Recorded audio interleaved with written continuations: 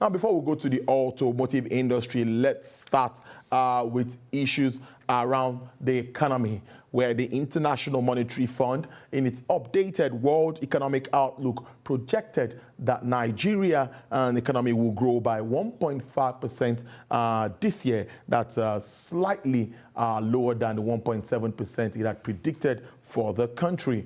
Now, for the country in its previous forecast. According to the IMF, the number of poor Nigerians will increase from the current 90 million to about 100 million. That's quite alarming by 2022 due to the impact of COVID-19 pandemic on the nation's economy. This, the multilateral agency attributed to vulnerable employment, reduction in inbound remittances, and being close to the poverty line. The potential impact of COVID-19 on poverty in Nigeria is glaring, and it is unfortunate that with COVID-19, while COVID-19 is spiking, poverty is equally dealing a blow on Nigerians, posing serious challenge to government, which nevertheless has a duty to confront poverty and also to stem criminality and other potential dislocations that may ensue. Now the big question is, how best can the government achieve the reduction in poverty rate in the country in the face of dwindling revenue and rising debt profile? I have joining me now live to provide answers to these questions and many others is a senior lecturer of economics from the Lagos Business School, Dr. Bongo Adi. Dr. Adi, I thank you very much for your time.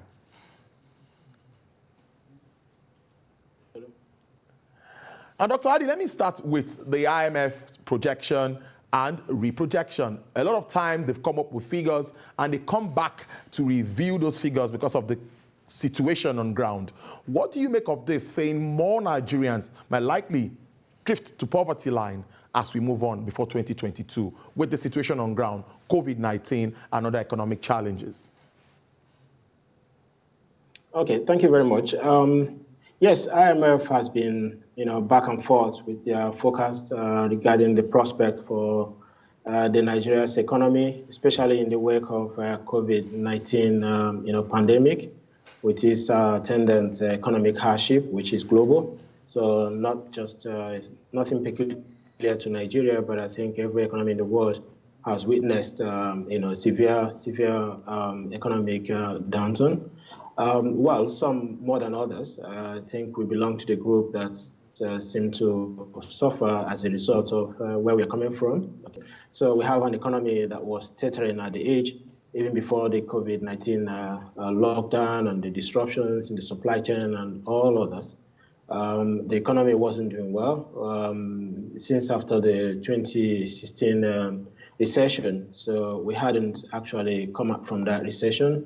The growth rate, if we compound the growth that we've registered in the economy, the GDP, over the entire period, we didn't get up to 2%. So for a population that is growing at more than 3% per annum. So there's still a huge gap.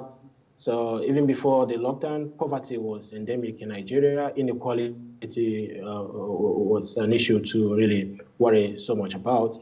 And then we look at the severity of poverty, not just the head count, the number of people who fall into poverty, the head count ratio, that's been increasing, especially in some regions. In fact, it's become nationwide, so we can't just restrict it to any region of the country. And then you have the poverty depth, okay, which is how far people are from even that poverty line. So you see people who are in absolute poverty, who are actually living a very miserable life.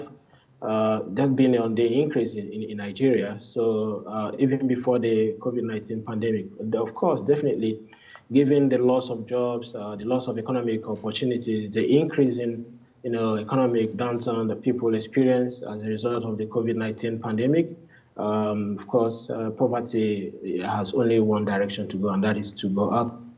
So that is IMF, of course, is right. Maybe they may underestimate the level of poverty in Nigeria, because if you look at the severity of poverty, again, that is something very disturbing. Now, Dr. Adi, disturbing. We've seen a lot of interventions now, yes, from the central bank and even from the fiscal side. Everyone in one way or the other to bridge this gap. But according to the central bank governor, the last time he said all of the stimulus package compared to our GDP stands at about 4% or 4.5%, while other countries are doing 11, 18, 15, and all of that. How do you see this impacting on all of the negatives we've witnessed with regards to COVID-19 pandemic? So the impact is something very difficult to find. So if we had the statistics, it would be better. But in the absence of that statistics, we will have to look at some of the indicators. So if you look at what has happened to inflation, okay, over the period, so because inflation is actually the catch point if you want to really know the impact on people's life, especially when you want to, if you're looking at the level of immiserization, so you have to look at inflation. Inflation, we were coming from, of course, in 2016, we got up to 18% inflation, and then it dropped in 2017 and 18. And then, of course, in 19, towards the end of last quarter of 2019, it started to go up. And then COVID-19, again, it went up. So if you consider what has happened to real purchasing power as a result of inflation, it has actually gone down much above what the bridging effect of the fiscal measures and all the buffers created by the central bank. So in other words, it's just like you are trying to fill a hole that keeps deepening. So whatever measure you seem to get, and as far as the debt keeps going increasing, it appears you're doing what the measures are insufficient. And I think that is just the best analogy for the situation that we find ourselves. So the measures, yes, good as they may sound, they are of course very low compared to other countries. But then given the indicators of inflation, joblessness, and then pre-existing poverty level, the measures are just not sufficient to bridge the gap. Okay, Doc. Doc, I'm now looking at, some are saying that corruption is another issue. You know what just came out, Transparency International, and even the federal government has come to pick holes in that document, saying, no, they need to revisit and, come out with their own position. Some are saying corruption is part of what has put Africa where we are. Talk of Nigeria, our institutions and all of that. So even all of the efforts made by government might not really, get the required, what is expected, achieve what is expected. Now, what do you make of corruption and its impact on the economic space, the business environment? Corruption is a big disincentive, in any economic setting. Yes. But corruption is nothing in itself. But it is the way a system is designed, and it is about how people, the incentives that the system gives to people, right? When we talk about incentives, the prospects of reward of punishment, people are rational, and they will always take the line of least resistance. But when you have strong institutions that can somehow constrain people's capacity to do bad, then corruption can naturally, subside. So what happens in the case of the policies that you spoke about, that the CBN and the Central Bank rolled out to create some buffers for livelihood sustenance during COVID-19? Yes, there's been this criticism, this school of thought. Of course, if you're in Nigeria, you will know that it has not gone to plan. And then if you ask questions about why that's been the case, it's simply because perhaps government never intended it to work in the first place. Because if you understand your system, it is possible to really design mechanisms that could help you to achieve desired outcomes. Okay, but if you play or pretend to be ignorant of the way your system functions, and you continue to do things the old way, you will continue to get the same corruption-ridden results. I think that is exactly what has happened with some of the programs that the CBN or the federal government has rolled out. whether you're talking about the Anchor Borrowers programs or whatever initiative that came up. So we see how the targets been missed. Okay, the intended beneficiaries never end up receiving that, and even when they are about to receive it, people ask them to pay money upfront in order to receive what is intended, to help them, to support them. So we've seen that, but there are certainly mechanisms in place that could have helped to control some of those things. Like when it was about the distribution of palliatives, we know so many NGOs, non-governmental organizations, church or Islamic foundations or non-governmental organizations all over the country that have direct access to the poor people. They know who the poor people are, they know where they live, and they always reach them. But when we decided to go, outside the established networks that we know function, in preference for those government ones, of course, those are, deliberate schemes to ensure that those things do not work, do not achieve any benefit. So we cannot say that we do not know what should work in Nigeria or how things should be done, but it is always that government chooses to do the wrong thing, perhaps because of the incentives that they are exposed to. Indeed, Dr. Bongo. One thing kept my mind while you're making your submission, and I think creating jobs, would also one way or the other help address poverty or reduce poverty. Not everybody can practice white-collar jobs. There's no space for everybody. But what do you think government can really do in regards to jobs? Just over the weekend, the NNPC Metalol plant is projected to employ about 35,000 people. We've seen a lot of small businesses, a lot of sectors, being new sectors, the IT sector and all of this. How well do you see this also bridging the gap, talking about jobs? I think it is important we talk jobs when we're looking at poverty. Again, I was just having that discussion with my students earlier before I joined the program about the 5 big macroeconomic problems. The first is growth. How do we grow the economy? The second one is inflation. How do we deal with the inflation monster? The third one, it has to do with, of course, unemployment before business cycle and exchange rates. Now, you see, for every economy that has managed to create jobs, that has recorded what you call a job growth, not jobless growth, policies are usually macro in orientation, in design. So not individual specific, not sector as such, sector specific, not region specific. So you have policies that roll out across the board. As you say, that a rising tide boils all boats. So when an economy grows, definitely people will benefit from that. Jobs will definitely be created, because what leads to the growth in the economy is actually the increase in investment in the real sector by private firms, by the private sector. But when you have a government that neglects the critical role of the private sector in the structural transformation of the economy, in preference for its own public sector barrel fund, in the name of job creation, of course, you will not have the expected job growth.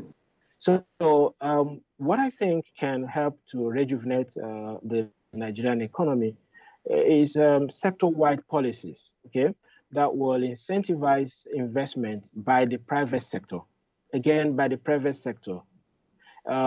Yes, government can play a role, regulate, and of course, in situations where there is that perennial market failure, government can intervene, okay, but government should not be the direct sponsor of jobs, because what we see happen, again, government doesn't have the competence, historically speaking, that's a fact that is well known, doesn't have the competence to create effective job systems. We've seen that it will be hijacked and then riddled with corruption. So we know that where it will end. So supposing that as it is in other countries, we've seen that in India, okay, but unfortunately, many Nigerians do not like comparisons. So let me leave that aside. But the fact remains that it is macro level policies, that will engineer growth. that will create the jobs. So if the economy is not growing, there is nothing that the government can do that will help our unemployment situation. So it is only when the economy grows. So right now, IMF is projecting a growth of just 1%.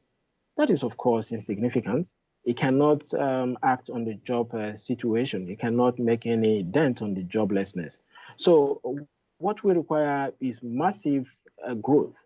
So how do we create such growth, right? It is about giving incentives to the private sector, okay, for investment, whether local, we have a significant domestic capacity for investment. I'm not just going to talk about foreign direct investment because that may be a tall order in a certain way. We've seen our stock market doing very well. Again, that is a matter for another day. Okay, the stock exchange in Nigeria has been the best performing bourse in 2020 across the globe. Okay, but then we see that performance seems to have been unhinged from the real economy. So you have a stock market that is doing very well, but you then have the real sector, the output sector that is not performing. So how do we bridge this gap? That is what corporate fight with. So why is it people find the capital market attractive, find the portfolio system attractive, but then they are not able to create the production system that could engage people, create the much needed jobs, and help in transforming the economy and increasing productivity. So that is what we need to think about. But micro level policies, this individual targeting of poverty, giving people handouts, can never alleviate poverty. Thanks for that brilliant breakdown there. Probably before I let you go, Dr. Adi, let's just touch on our budget. It's an opportunity talking to you, and I'd like you to also, your views, particularly regards to debt servicing at this very critical time, where we still have to help the SMEs and all of the sectors to grow and create more jobs and reduce poverty. I don't see, there's so much noise about the debt situation in the country, okay? Look at our capacity, look at our potential GDP. So what is the debt? What is the size of our economy compared to the debt that we have? Yes, we're worried about our capacity to service those debts because we have a revenue problem. But should we have a revenue problem in a country such as ours? Okay, think of the population, the youthful population of this country. The average age of a Nigerian is 16 years. Okay, what can you do with 16-year-old people? I think the social policies, economic policies, both macro or fiscal, are not working, okay, because they are failing the youth of this country. This is a material resource that every country wants to have. Isn't that the reason why diversity visas have been applied in the United States? Why Canada is opening its borders, Australia and all these countries welcoming young immigrants? Because of the values they create. But in our own case, our young people are living, in droves. Why? Because the environment is not conducive. Okay, so this is a resource that needs to be mined. If we mine the youthful population, the dynamism within this population, the potential in the capacity in this system, we will not be having issues with that. Our debt profile is actually low, but the problem is that we have a revenue issue. And we have revenue issue because government is not really optimizing its capacity to make appropriate decisions, okay, to incentivize production, to incentivize increase in output. I think once we have that going, we have the capacity that the debt problem will pale. It pales in comparison, to the potential capacity abilities of this country. Okay, right. And to look at that, I don't want to talk about that. Okay, but as it is, it's a big problem because we have a revenue issue. Yeah. How do we create the revenue? We can create that revenue if we are able to grow the economy. If we grow the economy, if we grow output, if we grow productivity, I think the debt situation will be a big problem because our debt is not even huge. If you look at all the major parameters, okay, Nigeria is not worse than any other African country. When you look at so many fiscal capacities, the debt to GDP ratio, of course, that's a lame statistics, and others. We are not actually bad when it comes to that, but it's about government All right. There's dedication to improving the conditions. all right, Dr. Bongo Adi there is the senior lecturer economics at the Lagos Business School. I thank you very much for your time joining us on Business Nigeria this afternoon. I appreciate it. Thank you very much.